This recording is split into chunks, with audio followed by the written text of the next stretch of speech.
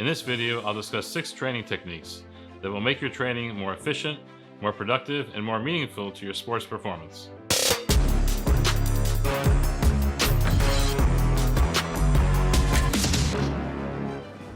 Hello, I'm Dr. Laby. I'm a sports vision ophthalmologist with 30 years experience working with elite and professional athletes.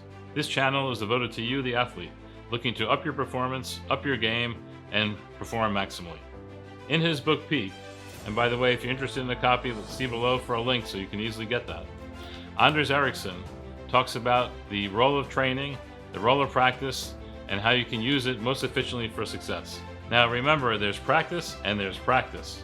What's the difference between those two practices? Well, the difference is how efficient that practice is, what you're doing, and how you can maximize the time you spend in practice and training to be of most benefit to you. Ericcson once said that just working at it will give you the practice you need is wrong. In fact, what he was talking about in that was the importance of not how much you do, but what you do. Having the right practice is critical, and how you go about that practice is critical as well. In order to understand what those right tasks are, you need a good sports vision eye exam. In that exam, the doctor will test what you can do, what you can't do, what you can do well, what you don't do well, and will be able to guide you into the right tasks to train for most efficient practice and improvement. It's not a one-size-fits-all approach. It has to be individual to you, based on your abilities and based on your sport. In fact, there are 6 different areas that we'll review individually in a moment that you can use to make your training and your practice more efficient. The first one is called Retrieval Practice. The second one is called Spaced Recognition. The third one is called Interleaving. The fourth one, Elaboration. The fifth one, Reflection.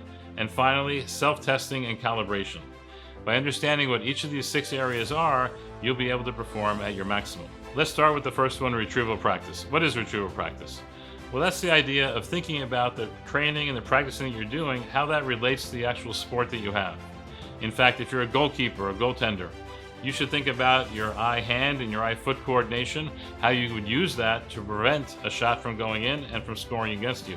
By keeping in mind how the skill you're training on is relevant to your sport, you'll have the maximum benefit of that training. Next, let's look at the idea of spaced repetition. What does that mean exactly? Well, we often train by repeating tasks. The idea here being that once you get a little bit better, maybe space out the interval between sessions that you do that task further and further each time you train and improve. It's important for the brain not to get into a routine of doing the same thing over and over again at the same time in the same way. If you change things up, both in terms of when you do it and how you do it, you'll have the best chance for improvement. Next on the list is interleaving. What does that talk about? The interleaving is the idea of not training all the time on one task over and over and over again, but training on several tasks simultaneously, where you start with one, you go into something different, then you do something different, and so forth.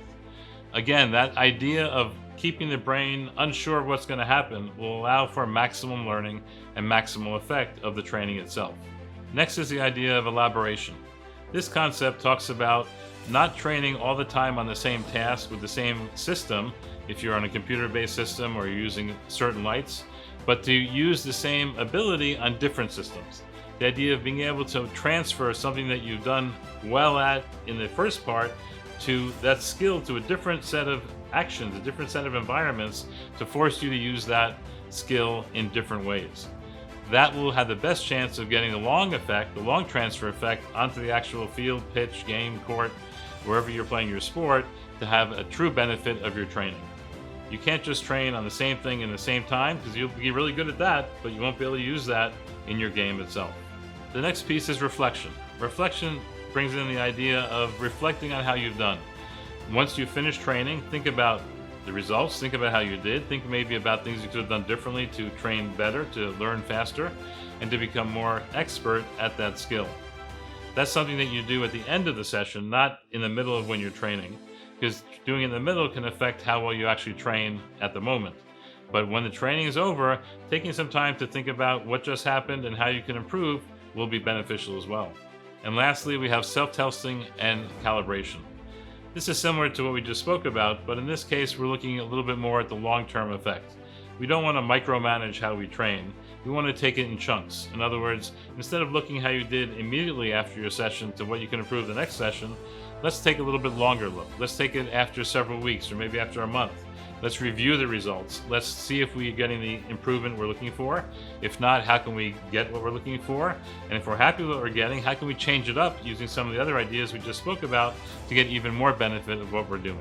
Remember, mastering a sport is difficult. If it was easy, everybody would do it and everybody would be an elite pro athlete. That's clearly not the case.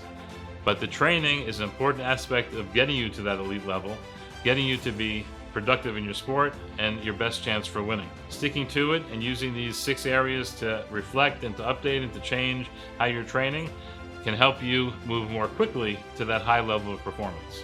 In fact, it's always important to slow down, maybe smell the flowers, breathe in, and then breathe out as you blow out the candles. Smell the flowers and breathe out so that you take your time, you think about it seriously, you think about it very analytically, very carefully, and make sure you're training optimally to allow you the best chance to win at your sport. Until next time, thanks for watching and good luck.